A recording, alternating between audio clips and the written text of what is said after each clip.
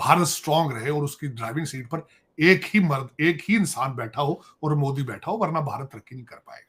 ये मैं प्रेडिक्ट कर रहा हूं। और भारत की तरक्की के लिए जरूरी है कि उसका ड्राइविंग सीट के ऊपर मोदी बैठा हो। Otherwise Bharat want be the Bharat want B growing 8% पे अगर इंडिया अलायंस जो कि बीजेपी के ओपोनेंट पार्टी, दो फरीक बड़े वही थे जिसमें एक तरफ 35 पार्टीज थी और दूसरी तरफ बीजेपी और नरेंद्र मोदी की पार्टी थी। तो एक नरेंद्र मोदी अकेला एक तरफ और दूसरी तरफ पूरे मुल्क की तमाम पार्टीज मिलकर उन्होंने इलेक्शन लड़ा और 400 पार नहीं हो सका, तो इसके ऊपर बेइंतहा खुशियां मनाई गई।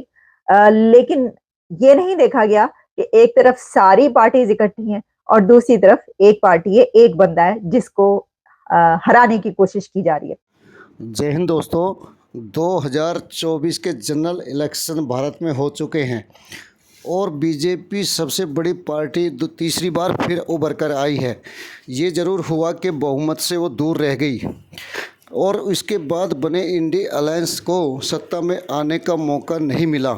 वहीं एनडीए लगभग पूर्ण बहुमत से सत्ता में वापस आ गया, जिसको लीड कर रहे थे भारतीय पीएम श्री नरेंद्र मोदी। ऐसे में दोस्तों देखने में तो ये एक जनरल इलेक्शन था, जो आम तौर पे आम चुनाव होता है कि दो गठबंधन लड़ रहे थे जिनमें से एक गठबंधन ने इसको जीत लिया। लेकिन अगर देखा जाए तो इसमें कहीं ना कहीं एक ऐसा महामानव भी था जिसके ऊपर सभी दुनिया की निगाह थी। जी हाँ, बात कर रहा हूँ पीएम मोदी की। अगर आप 2014 से पहले पीएम मोदी के उभरने से पहले की बात करें तो भारतीय राजनीति में ऐसा कोई सितारा नज़र नहीं आता था जो भारत को इस तरह विकास की ऊंचाइयों पर ले जा सके। लेकिन 2014 के बाद जिस तरह पीएम मोदी ने अपने 10 साल के कार्यकाल में भारत को बुलंदियों पर पहुंचाया, तो ये एक अनोखी मिसाल है। और भारतीय राजनीति में जब से आज़ादी मिली, ये भी एक मिसाल है कि तीसरी बार फिर से उसी पीएम को जनता ने चुना जो 2 बार पहले रह चुका है। ये कहीं से एंटी इनकम्बेंसी जैसी बातों को भी नकार देने जैसा है। भारतीय जनता जिसने इससे पहले कभी विकास जैसी कोई चीज़ देखी ही नहीं थी, उसने तीसरी बार भी पीएम मोदी पे भरोसा जताया। दरअसल ये चुनाव इस तरह ख़ास मायने रखता है कि जहां एक तरफ 33 पार्टियों ने मिलकर एक साथ पीएम मोदी के चारों तरफ घेरा बनाकर उनको हराने की कोशिश की, लेकिन ये कहीं ना कहीं पीएम मोदी के काम ही थे जो उन्हें तीसरी बार फिर से भारतीय जनता ने अपने लिए चुना और अगले 5 सालों को फिर से भारत को उनके हवाले किया। दरअसल ये घेरा कोई छोटा मोटा घेरा नहीं था और इसमें एक किस्म से देखा जाए तो साजिश जैसी कोई बू तक आने लग गई। जैसे जैसे चुनाव आगे बढ़ा या चुनाव के बाद की जो हरकतें विपक्ष से लेकर और पाकिस्तान और चीन जैसे देशों ने की, उससे कहीं ना कहीं ये एक तस्वीर उभरने लगी कि ये सारा गठजोड़ एक ही इंसान के लिए रचा गया है। क्या चीन, क्या पाकिस्तान, लगभग सारा विपक्ष कहीं न कहीं प्रोपेगेंडे पर और ऐसे लोभ लालच जनता को देता नज़र आया, जो एक देश की अर्थव्यवस्था या उसकी जितनी भी व्यवस्थाएं हैं उनको ध्वस्त करने के लिए ही काफ़ी है। फ्री जैसी योजनाएं जनता के बीच में बांट देना, लाखों रुपए पर महीने बिना कुछ काम किए उनके खातों में डाल देने जैसी स्कीमें कहीं ना कहीं देश को ठप करने जैसी दिखती है। ये पहले भी हो चुका है जब दुनिया में फ्री की चीज़ें बांटकर किसी ने अपने देश को ज़मीन में बैठा दिया। लेकिन चाहे अंतर्राष्ट्रीय हो या राष्ट्रीय साजिशें, सभी को नाकाम करते हुए भारतीय जनता ने एक बार फिर श्री पीएम नरेंद्र मोदी के नाम पर अपनी मोहर लगा दी और बता दिया कि भारतीय जनता काम को ही तरजीह देती है। भले ही आंकड़ा थोड़ा कम रह गया हो, लेकिन ये साबित कर दिया गया कि तीसरी बार बहुमत पाना भारत जैसे विशाल देश में ये सिर्फ पीएम नरेंद्र मोदी ही कर सकते हैं। ऐसे ही समय में पाकिस्तान के मशहूर पत्रकार साजिद तरार, जो अमेरिका के निवासी भी हैं, उनका बड़ा बयान सामने आया। उन्होंने एक यूट्यूब चैनल में बात करते हुए बताया कि अगर अगले 5 साल पीएम मोदी भारत के पीएम ना बनते तो भारत बर्बादी की तरफ जा सकता था, और तो पीएम मोदी ही है जिनकी ज़रूरत आज भारत को अगले 5 साल तक है।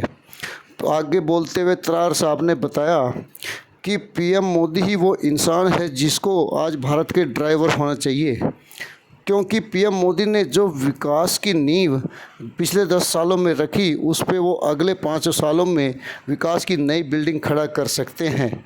आगे आप त्रार साहब को सुने। आपसे गुजारिश है कि वीडियो को लाइक व शेयर करना ना भूलें। धन्यवाद।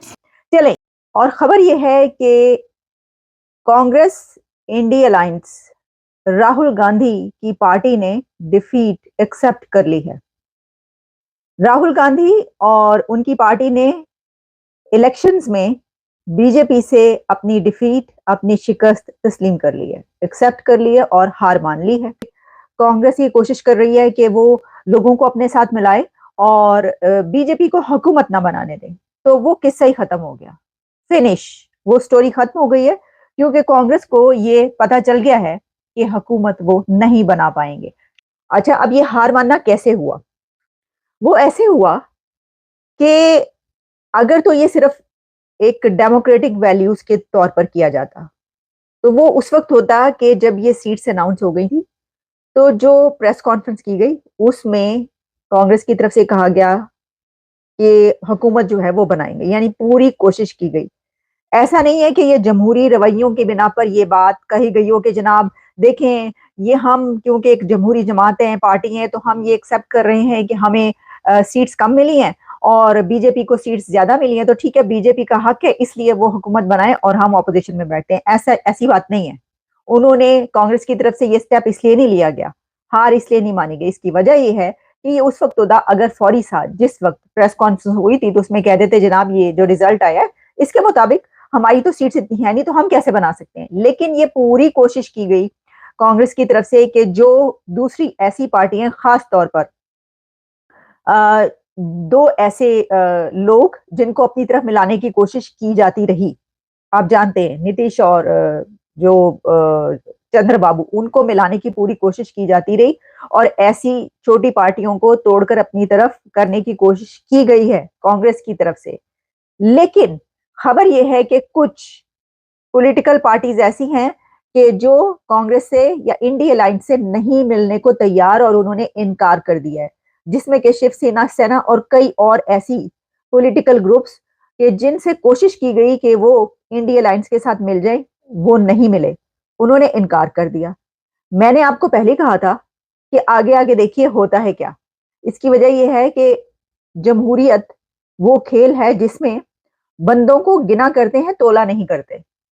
आप जितना मर्जी तोल लें कि आपके हामी इतने हैं, आपके सपोर्टर्स इतने हैं, आपके साथ इतने लोग हैं, लेकिन जितनी आपकी सीट्स हैं और उसी के मुताबिक आपके साथ सलूक किया जाएगा। तो पूरी कोशिश लगाकर भी बीजेपी को इस तरीके से जो है वो पूरी कोशिश करके भी नहीं किया जा सका कि उसकी सीट्स जो हैं वो कम हो जाए।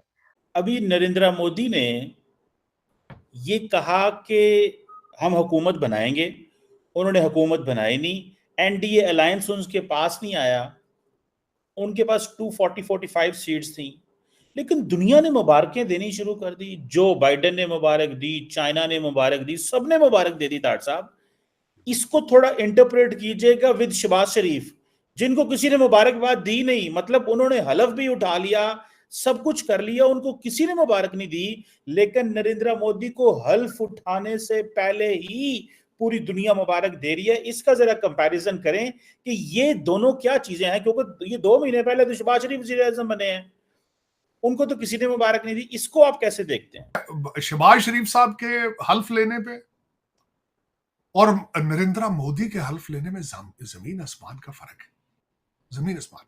तो आपका क्या ख्याल है, दुनिया आपकी क्यों इज्जत करेगी? क्यों इज्जत करेगी आपको? उन्हें पता है आप।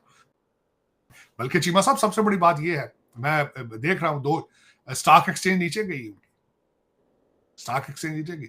मैं एग्जैक्टली अभी डिटेल देख रहा हूं कि किन किन के स्टॉक नीचे गए हैं, किन किन कंपनियों के स्टॉक नीचे गए हैं। और उनके मालिक कौन है, मैं सारा देखते रहा हूँ चीमा साहब। लेकिन जरूरी है ये कि भारत स्टेबल रहे, और कमजोर भारत जो है is not in favour of the region and in the favour of the world matter. Bharat haves to stay strong, this is how I see it. Congress ने पिछले इलेक्शन से ज्यादा सीटें हासिल की हैं, कोलिशन गवर्नमेंट है, लेकिन ये कि मैं समझता हूं कि फिर भी भारत बच गया है, भारत का फ्यूचर बच गया है। ये फैक्ट है। बहसीत student of political science, Bharat की तरक्की पॉसिबल नहीं थी अगर मोदी साहब अगले प्राइम मिनिस्टर ना होते, इसमें कोई शक ही नहीं है, कोई दो राय नहीं इसमें। अब उसमें बताता हूं बात, लोग जो बातें कर रहे हैं आज, अभी अब से 10 मिनट पहले मैं भारत के टीवी चैनल देख रहा था, उसमें वो कह रहे थे जी अब इस गाड़ी के ड्राइवर 3 होंगे क्योंकि कोलिशन गवर्नमेंट है। अच्छा, फिर उनकी मिनिस्ट्रियों के बारे में बातें हो रही हैं कि जी होम मिनिस्टर उनका होगा, ये होगा, वो होगा। मीडिया जितनी बातें जिस तरह करता है, पाकिस्तान की तरफ से बातें आ रही हैं कि हिंदुस्तान के मुसलमानों ने मोदी साहब को रिजेक्ट कर दिया है और यूपी के अंदर वो वोट नहीं होगी, 40 सीटें होती, कि मोदी साहब की लिस्ट ऑफ परफॉर्मेंस और उनके जो 8 साल पिछले थे, 10 साल, उसमें चीमा साहब ओवर कॉन्फिडेंस ने नुकसान पहुंचाया है। लोग निकले नहीं है, लोग समझते थे कि मोदी साहब तो आए कि आए, जिस तरह वो एक बात होती थी इस बार मोदी 400 पार, तो उसमें लोग ओवर कॉन्फिडेंट होके तो कई लोगों ने वोट ही नहीं, बाहर निकले नहीं है, टर्नओवर जो थी वो कम थी। दूसरी चीज आज जो देखी गई है, कांग्रेस के राहुल गांधी साहब मुसलसल इसको कहते थे कि ये ईदी ये मोदी वोटिंग मशीन है।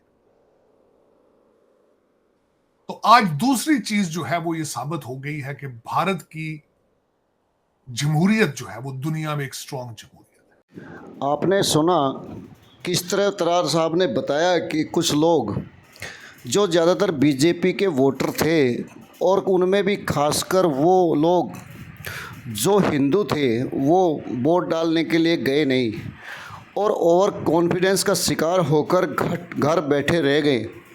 वही कुछ वर्गों ने जो मोदी के खिलाफ हमेशा वोट देते हैं, उन्होंने गिन गिन कर अपनी वोटें मोदी के खिलाफ डाली, जिसकी वजह से मोदी को 30 सीटें कम रह गई और उनको अलायंस में सरकार बनानी पड़ी। इस सरकार में हमेशा जैसा होता है, कुछ फैसले खुलकर नहीं किए जा सकते, वैसा ही हो सकता है मोदी के साथ हो। लेकिन जैसा कि मोदी की हिस्ट्री भी रही है, उन्होंने कभी किसी के दबाव में या किसी प्रकार के अन्य दबाव जैसी बातों को कभी स्वीकारा ही नहीं, और शायद आने वाले इस तीसरे टर्म में भी उन्होंने इसी तरह सरकार चलानी, और देश हित के लिए वो कभी किसी से समझौता भी नहीं करते। और आपने ये भी देखा किस तरह की साजिशें मोदी के खिलाफ फैलाई गई, अफवाहों का बाज़ार गर्म रहा, और उसके बाद भी, इलेक्शन के बाद भी आपने लंबी लंबी लाइनें देखी होगी उन औरतों की जिनके पास ये कहा गया कि कांग्रेस आने के बाद 1 लाख रुपए सीधे अकाउंट में डालेगी। आज वहाँ वो औरतें डीएम ऑफिस के सामने लाइनें लगाए खड़े हैं। वो बेचारे अनपढ़ लोग हैं जिनको इस बारे में पता नहीं कि उनको झांसा दे दिया गया है और ये झांसे कभी पूरे नहीं होने वाले। अब वो बेचारे गरीब लोग लाइन में लगे हैं और बार बार उन विपक्षी दलों को कोस रहे हैं जिन्होंने उनको लालच देकर मोदी जैसी महान शख्सियत के खिलाफ वोट के लिए उकसाया। आपने आगे पाक मीडिया को भी सुना, जिसका साफ कहना था कि इतने सारे लोग मिलकर भी मोदी को नहीं हरा पाए, तो इसका सबसे बड़ा कारण यही रहा कि मोदी के किए हुए काम भारत की जनता स्वीकारती है। वीडियो को लाइक व शेयर करने के लिए आप सभी का धन्यवाद। जय हिंद, जय भारत।